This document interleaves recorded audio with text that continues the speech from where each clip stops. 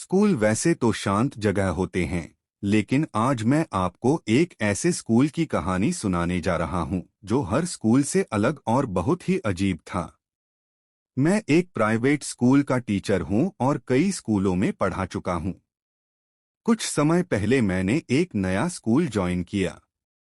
यह स्कूल पहली नज़र में आम स्कूल जैसा ही लगा, पर कुछ दिनों बाद मुझे यह स्कूल बेहद अजीब लगने लगा। एक दिन मैंने स्कूल के एक पुराने टीचर से पूछा, क्या आपको यह स्कूल अजीब नहीं लगता? वह मुस्कुराए और बोले, सिर्फ अजीब लगता नहीं, बल्कि यह सच में अजीब है।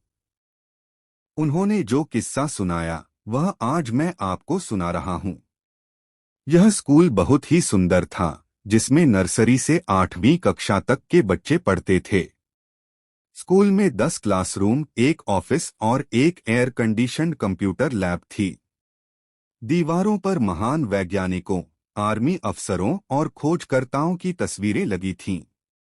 स्कूल के मालिक धार्मिक इंसान थे और अक्सर सामाजिक कामों में मदद करते थे।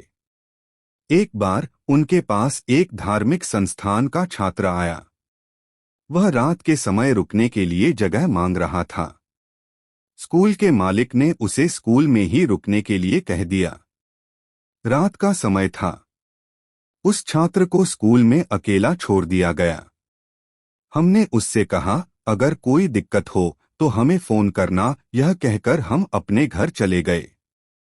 सुबह जब हम स्कूल आए तो देखा कि वह छात्र एक कोने में बैठा कांप रहा था। जब हमने उससे पूछा कि क्या हुआ, तो उसने जो बताया वह दिल दहला देने वाला था। उसने कहा, जैसे ही आप लोग गए, मैं सोने की तैयारी करने लगा। तभी बाहर वाले गेट पर किसी के खटखटाने की आवाज आई।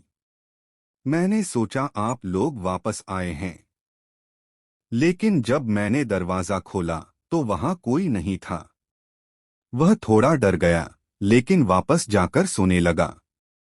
कुछ देर बाद फिर दरवाजे पर खटखटाने की आवाज आई।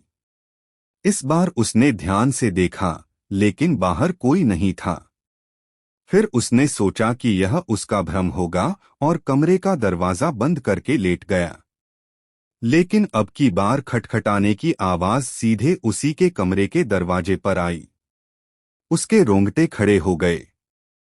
हिम्मत जुटाकर जब उसने दरवाजा खोला तो उसने जो देखा उससे उसकी चीख निकल गई। गैलरी में लगी सभी तस्वीरों के लोग, जो या तो मर चुके थे या इतिहास में नामी थे, उसके सामने जिंदा खड़े थे। वे उससे कह रहे थे, बाहर आओ, हमसे बात करनी है।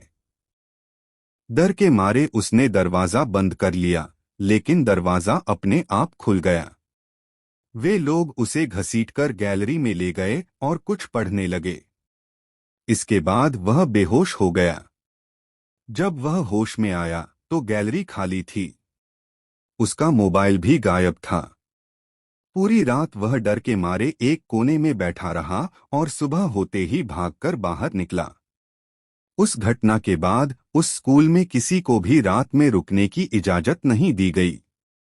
यह कहानी सच्ची है। उम्मीद है आपको यह पसंद आई होगी। ऐसी ही और कहानियों के लिए जुड़ते रहिए। तब तक के लिए अलविदा।